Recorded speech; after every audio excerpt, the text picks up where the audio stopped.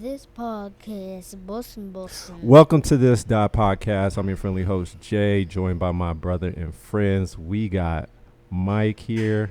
Let me see if I get this drop right. You ready to boogie with that bear?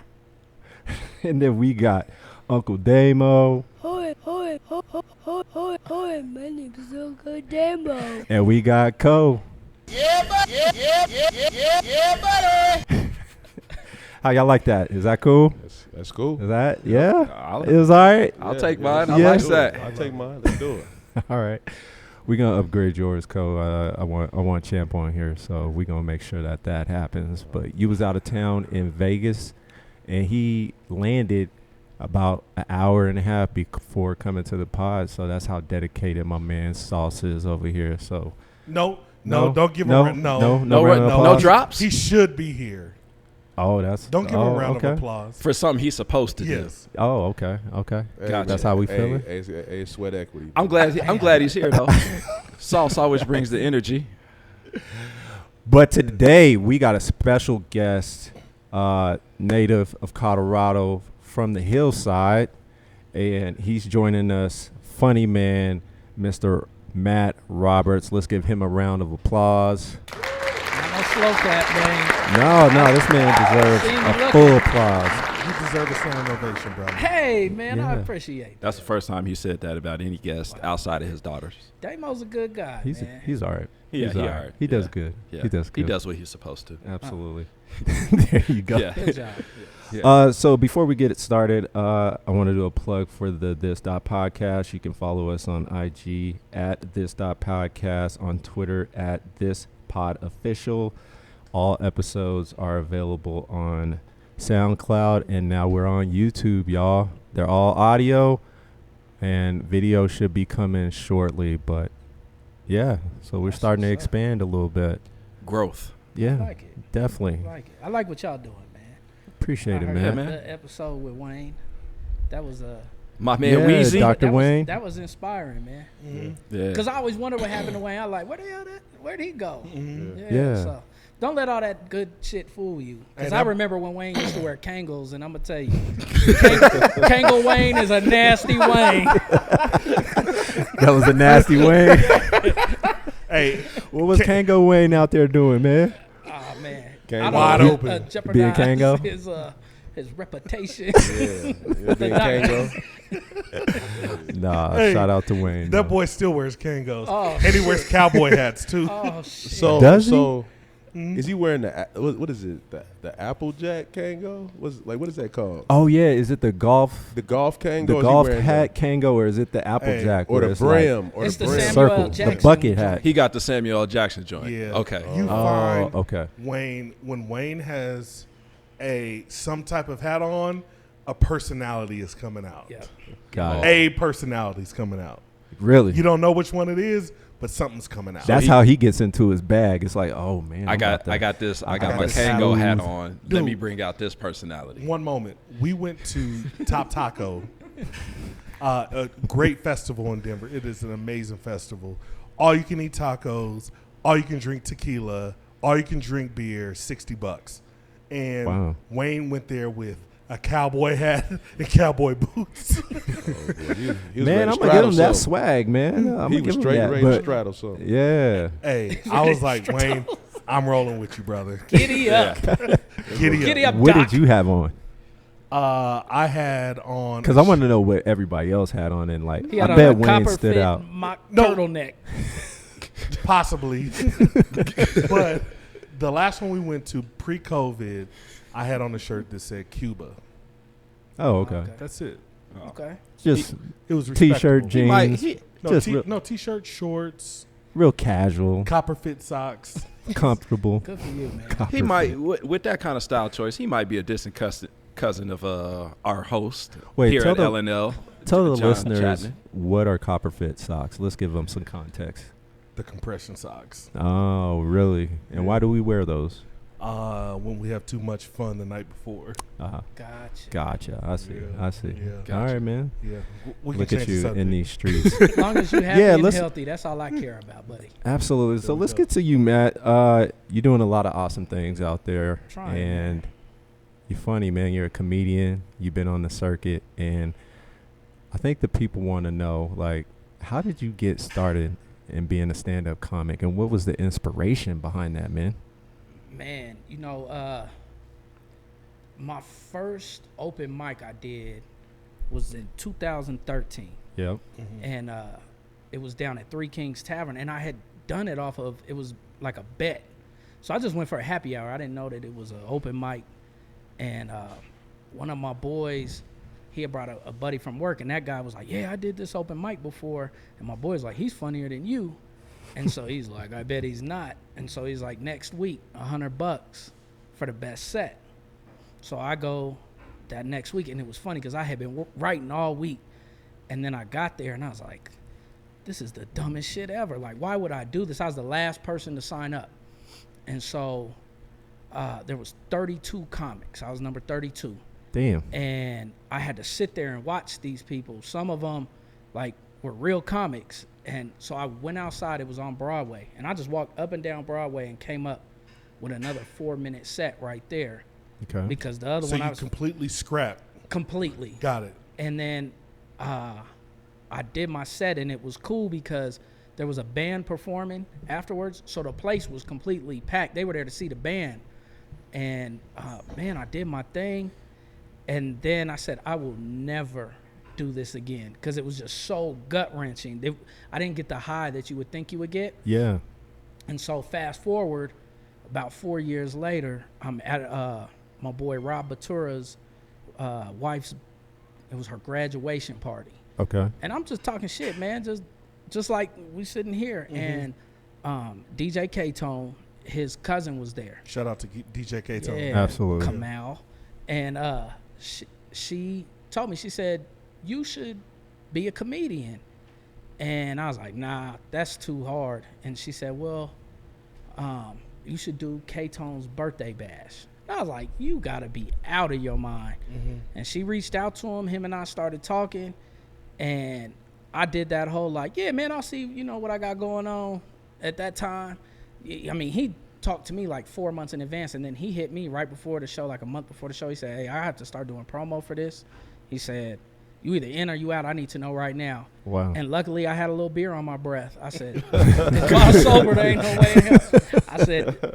I said, sign me up. He Yeah. said, give me a picture. So I took a screenshot of a picture of me from Instagram, and he hit me back. He said, what is this? So I went to this Walgreens up here by East, and I just Like had where to, you get your passport they had a photo. white yeah, backdrop. absolutely. And I don't know if y'all know George St. Thomas, George Nelson. Yeah. He was there. He snapped a quick picture of me. I sent it to K-Tone, and I did that first set, and it went really well, and just slowly started getting bookings, man. Nice, man. Nice. Yeah. So people start to reach out to you after that show. Right after, like, Gotcha. I started getting like people talking to me at the show. Right. Like, how can I book you? And I was just giving them my number, and Yeah, then yeah. it was just little hole in the wall stuff, and then it just started gradually going to. I had my own open mic at Epernay. I had my own open mic at Catfish Haven, and then the Improv. Got it. So when you're at these venues, like, how large are the crowds? The Improv, it can get up to 300 people, and then I could be at a brewery with 15 people. Got it. Yeah, it just depends on the night. So what I've heard from comedians, and I'm curious from your perspective, like, they say the smaller the crowd, the more intimate it is, and it feels like you can definitely get in your bag, or you can feel the vibe, right? So for you, what venues do you like best as far as size of crowd? The Improv. Yeah. Sold out at the Improv. Got it. Yeah, It's just that different energy. It's that energy. Yeah, that's exactly it. Because you can see the first people at the Improv, but you can't see, as the rows start going back, you can't see anybody. So Right. you still have that intimate feeling. Yeah. But you can hear the laughter in the back, and it brings a whole different energy. Like if you're at a smaller show and there's just people right in front of you, it's just like they just staring at you, like, and that's an uncomfortable feeling. So Got I it. mean, I study the people first, man. I sit there like at the improv, we can sit backstage. I don't do that. I sit right at the door and I see who's coming in, so I know where to go. Gotcha. Yeah. And Gotcha. what's interesting is I've seen Matt in his element at the improv, Yeah. and like exceptional job at the improv. And what I love is he brings that Colorado, like that Denver feel, like that intimate Denver story to his actual comedy. That's awesome. Yeah. And so, Matt, what I want to know is like, what's your inspiration for bringing that Park Hill East Side, blah, blah, blah vibe to your comedy? It's just connecting. That's how you connect with people. So like, if I go do, like I did a brewery in Golden, and I didn't expect much from it, and it was packed. And I noticed, I mean, it was all white. It was predominantly white. So I knew I had to switch up a couple things. I noticed everybody had on Patagonia. And Birkenstock. Birkenstock and Patagonia. Yeah, so I mean, I was able to, I was like, I On think the fly. I think I led with like, man, I feel like I'm at your town hall meeting, because the seating was like, there was a row and then there was just seats like back. I said, well, I guess I'm at the Golden Town. I came to the wrong place, and I was like, if everybody's in favor of wearing Patagonia tonight, say aye. And it was so funny because everybody was like, oh shit, we all have on Patagonia, and I was able to get them immediately. Nice. Patagonia in the summertime. Let's go. So Matt, so I think for me, man, so like you have to deal with the hecklers, right? So is that like predetermined? Like do you say, you know what, I got this chamber over here is the heckler jokes? That's a good question. That's a great question. I try to think that like as I'm preparing for a show, but I forget it. I really haven't been heckled, but I'm so lucky. I mean, I grew up with people like y'all that make fun of everything. So I've learned to be quick myself. So I see somebody say something like, man, your game, everything better be tight on you or I'm gonna tear your ass up. Yeah. So Nice. I don't worry about that. And if it's somebody that just keep talking, I just, I'll tell them that's the Tourette section, and I'll just start going in on their special needs and shit like that. And they'll leave me alone. Like I've rarely had a heckler. Maybe just like a couple people say something here. Hey, Got it. hey, Matt, that lunch table at Overland High School, it was real. It was real. Yeah. It was real. You had to be on your P's and Q's. P's and Q's. Yeah. Oh, yeah. And another place was the locker room at East, man. Oh, I bet. Oh, man. And I felt like I was the only light-skinned dude in there, so I just got chewed up, elder bars and all that. Right, man. I right. got chewed up, so yeah. So that got you in shape, like, so when you're on stage, like, you'll be ready to be like, hey, Yeah, but I mean, you're not funny, and you like, yo, let me tear into him bring what real you quick. want. Yeah. Come on.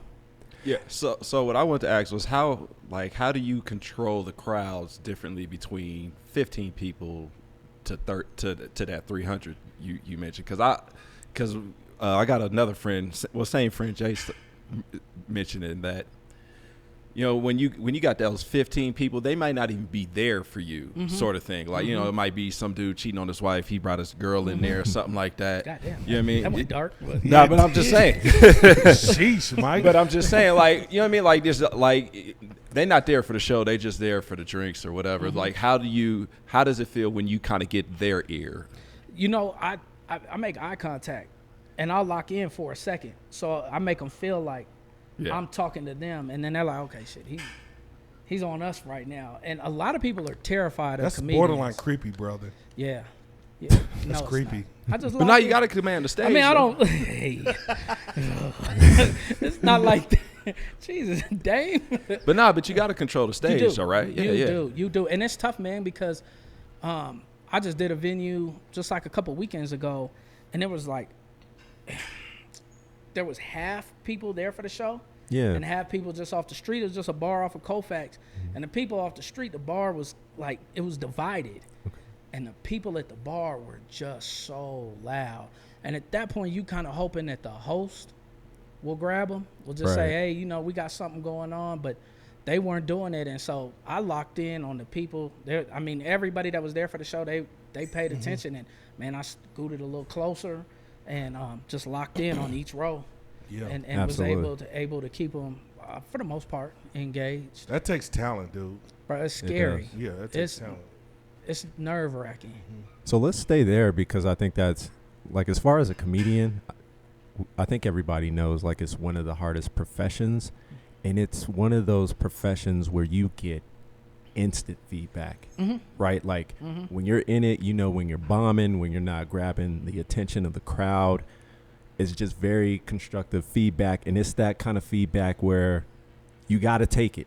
Yeah. Right? It's not like you can blame to somebody else. It's only you, brother. You the one up there. You got to be the MC, control the crowd. So talk a little bit about how you receive that, and then how you kind of go back to the lab and say, okay, I learned from this. Let me fine tune those skills and get prepared for the next show. So you got to see where you're at initially, because I've done shows where people aren't there for, like Mike said, people aren't there for a comedy show. They might be there to party. They not realizing that there's a comedy show going on, or they might not realize. Like, I did a showcase. It was called like Hidden Gems. Yep. And they were there for the music.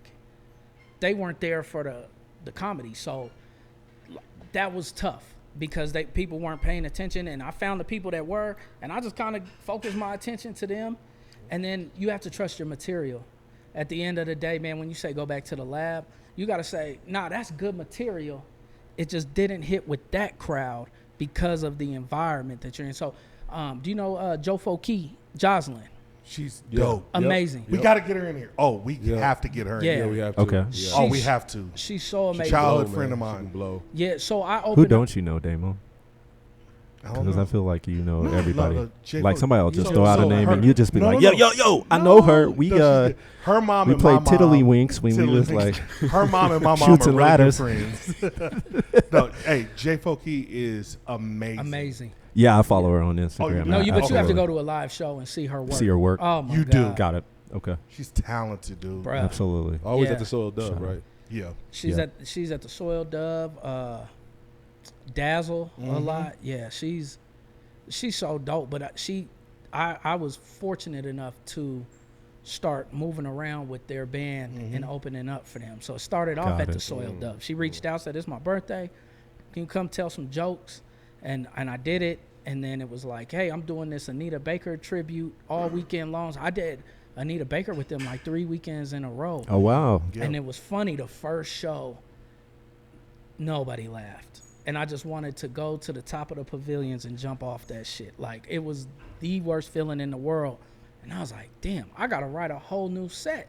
Yeah. But the night show, I said, trust your material, Yep. man. Got it. And, man, it killed. And I said, it ain't me, it's them. I mean, you know what I'm No, saying? no, absolutely. Yeah. So You don't I mean, know there was a what- you dude don't this know whole what time it like is, this, yeah. and I kept saying, "You okay, brother?" Like, he was sitting in the front, didn't budge, Yeah. and that's tough because, like you said, it's that instant feedback. Yeah. But, I mean, if you're gonna get out there and do it, that's gotta what do it. that's what comes with it. Yep. Love it. So 2 questions for you. First one, who do you consider to be like somebody that virtually or in person your mentor? Eric Young, he is. Eric went to George. Yep. He's Shout a out manager. to Eric. Yep. Absolutely. Yeah, man. Eric and I, we didn't really like each other in high school. And the first time, this is funny. The first time I did that K-Tone show, we all met at the radio station. There was like a radio interview. It was like a big thing. Okay. And I'm just sitting in the back, just taking it all in, because this is my first time getting ready to do this. And Eric Young posted while we were there, because he said, "Oh, you do comedy too?" And I was like, "Okay, I feel that energy." And he posted, he was like, "Oh, everybody wants to be a comedian. Just remember to be Absolutely. yourself. You're not Mike Epps. You're not Kevin Hart." And I was like, I took that as like an indirect shot at me. Could have had nothing to do with me. Mm-hmm. And after that, he reached out to me. And he's like, "Man, you got some raw talent. You know, there's some stuff that you could tweak, but I could work with you." And so Eric and I talk all the time, man. He's looked out for me. He's made me some money. Nice. Yeah, Eric is a good dude, man. And then Shed G is another one. I don't know if I don't y'all know. Yeah, I Say know. G. I know. I don't he went know. to Montbello, man. Oh, okay. Oh man, he does it full time. He's a traveling comedian. He's actually here this weekend. Shedrick Garrett. I saw him in the churches, man. And- Like and- he does a lot of he stuff does in the clean church. comedy. He does that clean church comedy. Got it. He's funny. Yeah, Okay. he works with Tyler Perry, man. He has a crew. They're called the Rat Packs, a comedy, and they tour. These dudes are so talented. I went to their show here right before COVID. I was fortunate enough to get that call to open up for them, and I sat in the crowd after my set, and man, it was probably one of the best shows that I've ever seen. Man, they're so talented. His whole crew, they're all really talented. And Shed and I talk quite a bit, and you know, he gives me game on. Now I'm trying to learn the business side. Got it. Nice. Last question is, where was your best set, and why was it your best set? That's 3 questions from Damon. Yeah, he's loaded up. I'm wired in, huh? Yeah. Yeah. That's cool.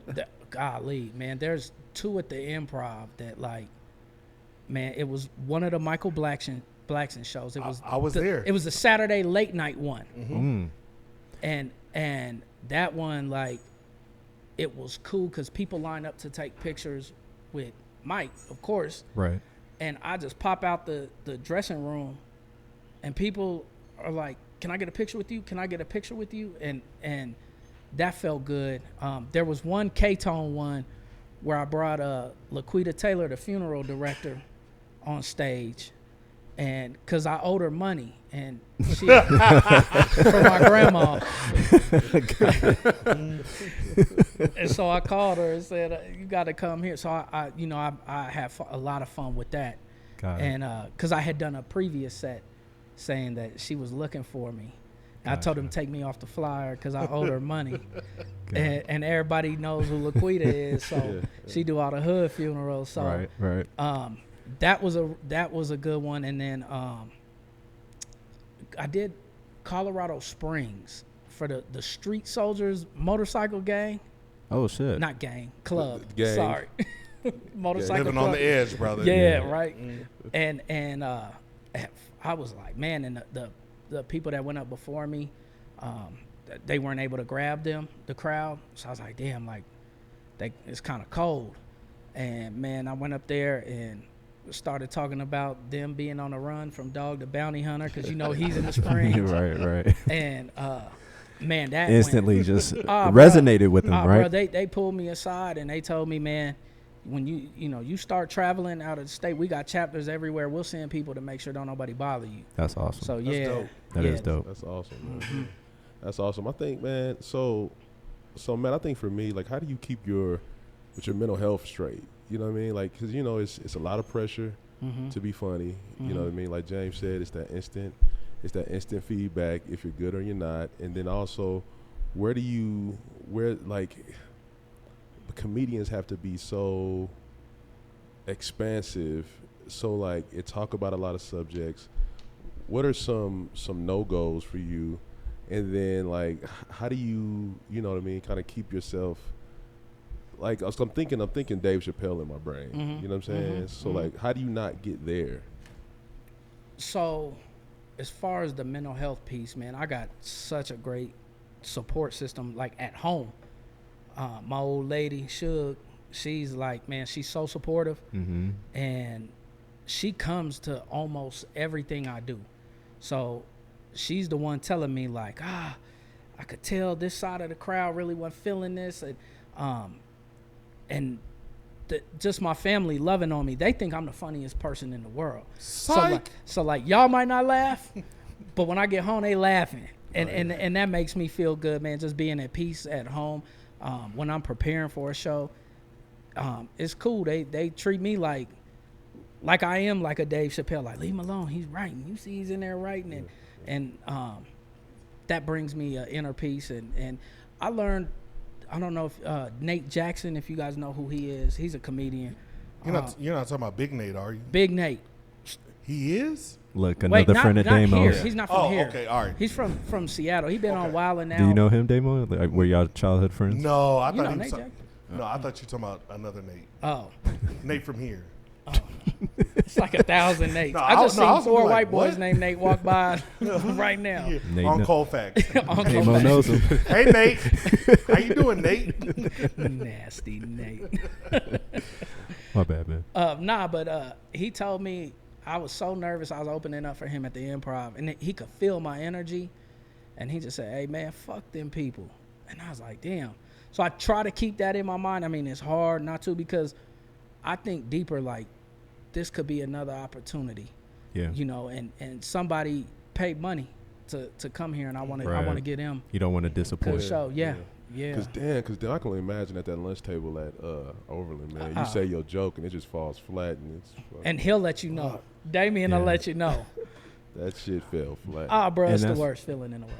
It is like, and I think for that profession, or just you, it probably makes you just a better person in general, right? Just being able to speak in front of crowds, deal with that kind of feedback, and just, you know, take it in, not get angry about it. Yeah. You know, because a lot of comedians, they can go left because they might have an ego, mental health that day. They just, you don't know what's going through Yeah, somebody's yeah. mind, so it could be very difficult. But I wanted to shift, since you are a comedian and we're in this day and age where, again, everything is instant through social media.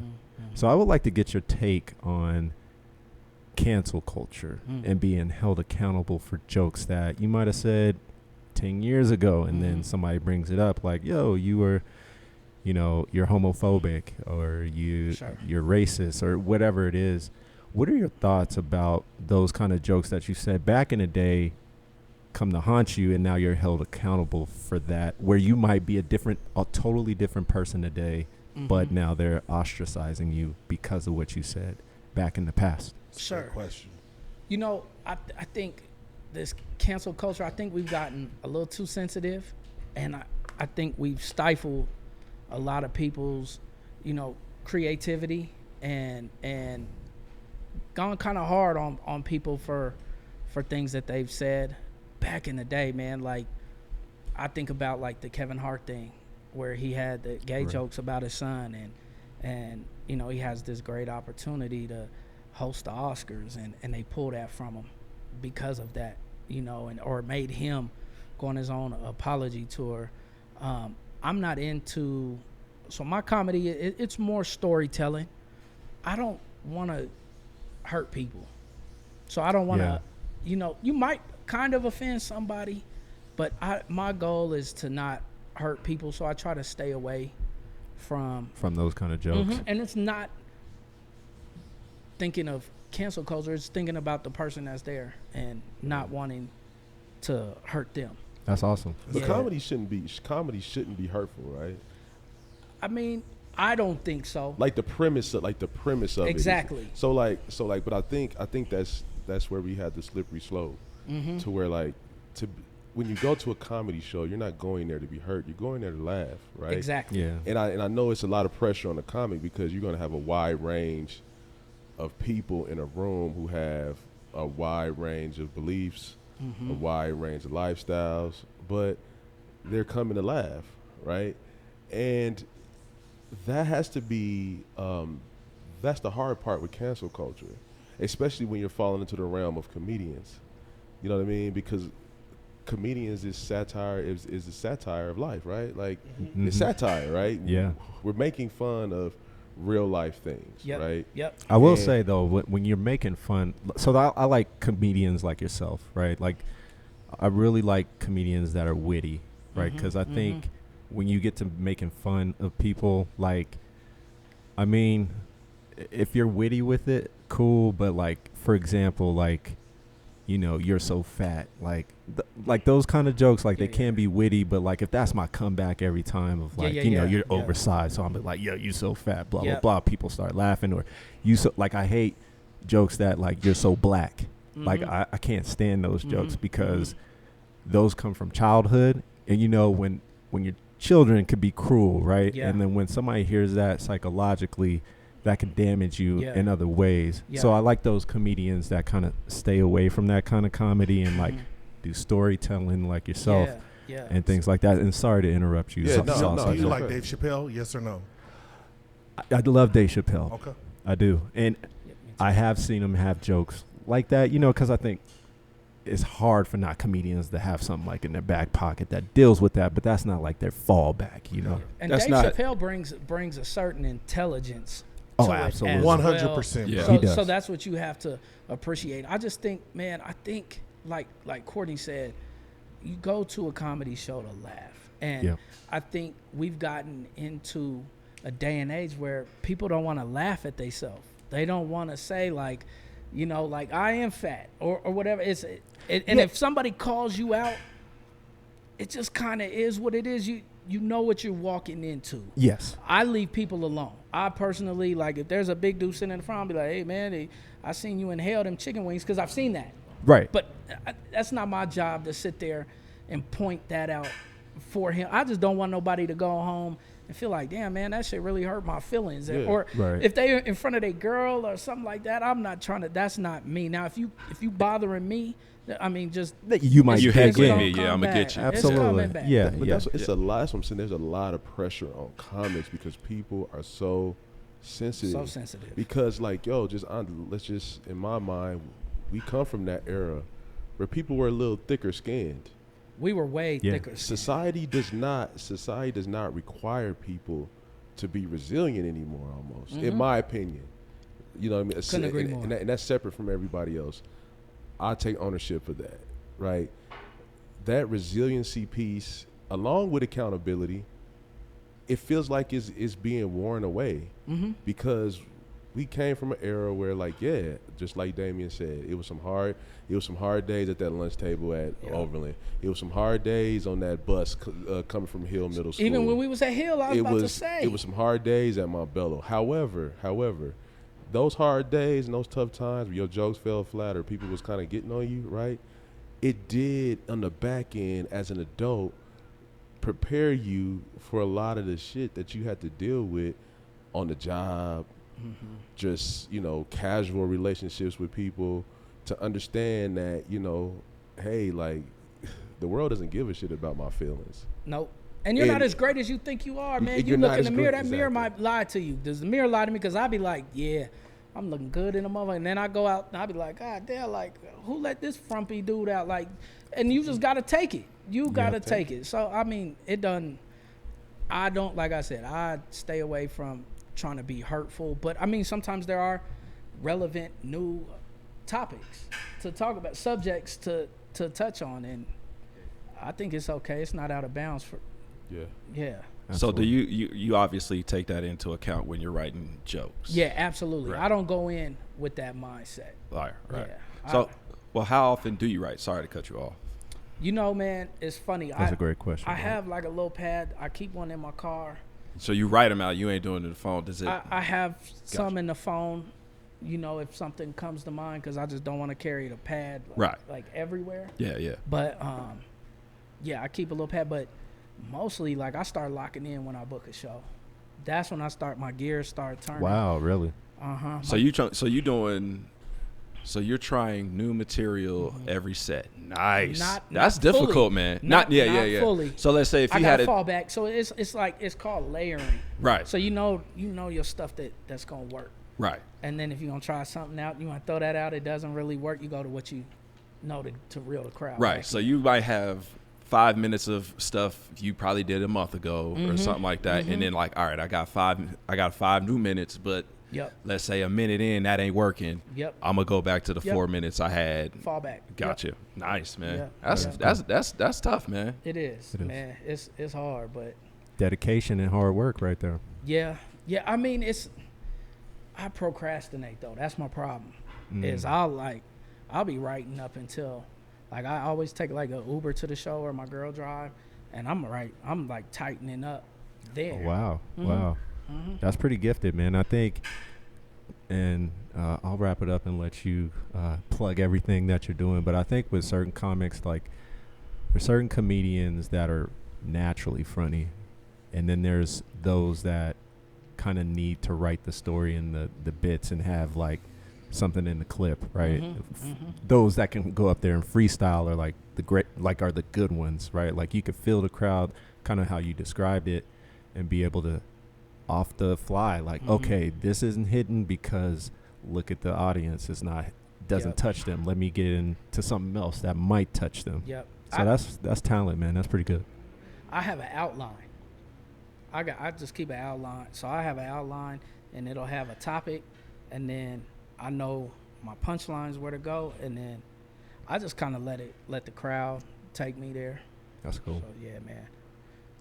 Right. So to piggyback off Jay's question, like, have you ever, like you said, you're in the crowd, you're you know what I'm saying, you're trying to get the feel for it. Have you ever seen like a comedian that's like, man, dude's funny, like what he's saying is funny, but it might be his stage presence, the way he's delivering jokes, and like, so what would you take from that from what you're seeing, that comedian who's struggling, but like, you know what, that's a funny joke, dude. Yeah. But you're not, you know, your stage presence is wrong. You might be too stiff, whatever. That's me. Damo, remember, I don't know what show it was you were at, and you was like, man, like the shit was funny, but you was like, it was like fast. Like you were talking fast. Like I told you to slow down. You told me slow down. Yeah. So I mean, there's a cadence that I think we all have. Like we all know Kevin Hart's.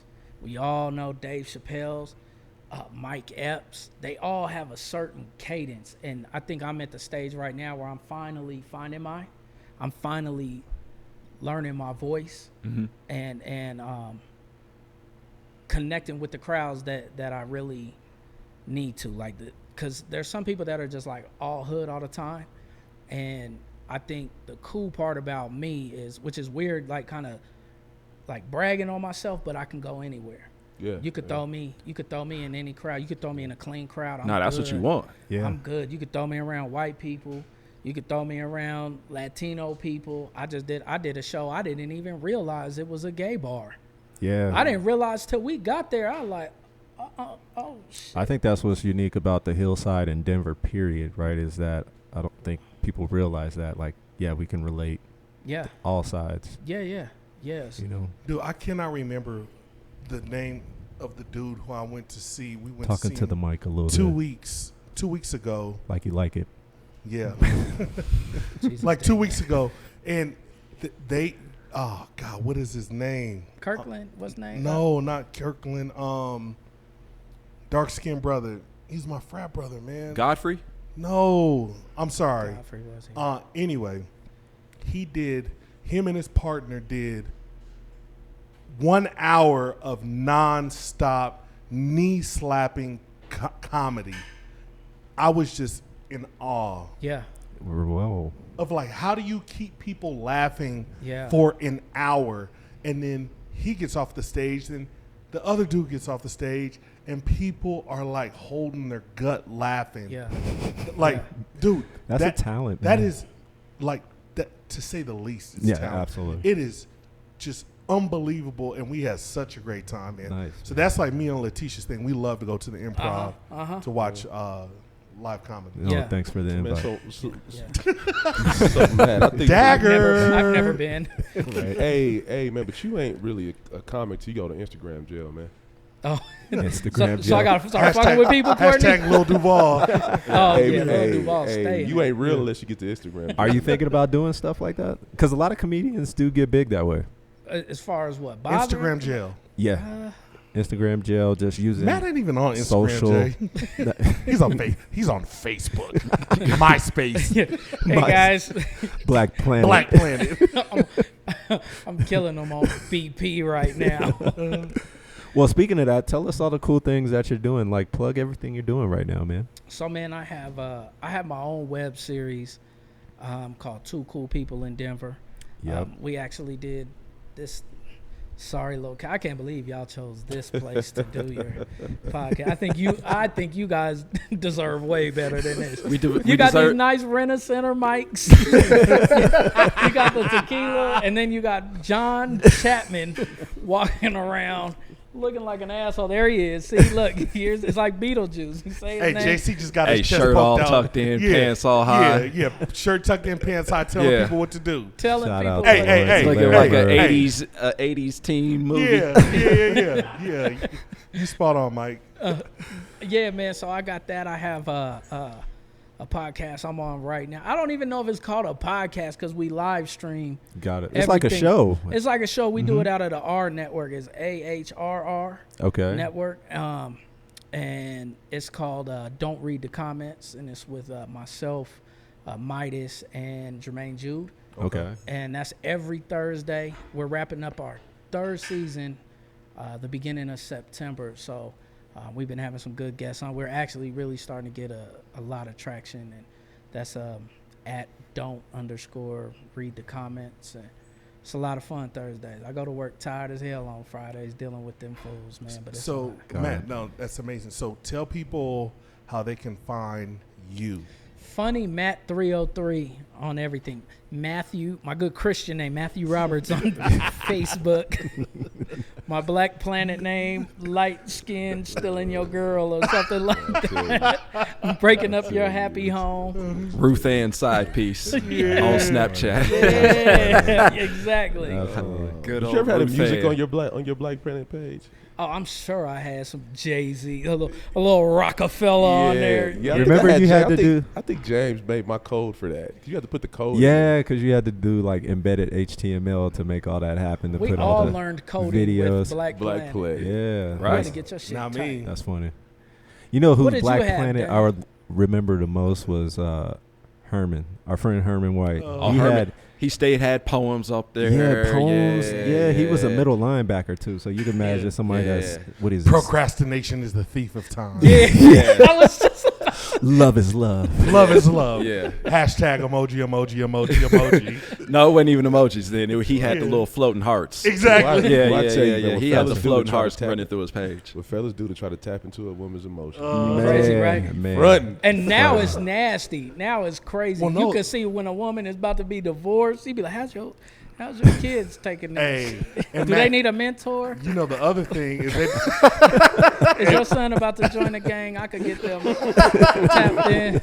hey Matt, you know the other thing is hey, They out there dirty macking, man. Dirty macking. Oh Hey, man. Hey, and they bring their dogs too. They put their dogs in Yeah. the like Instagram picture. They're like, Just me and my boy just out me here and my today. boy. That's My damn bully breed. Yeah.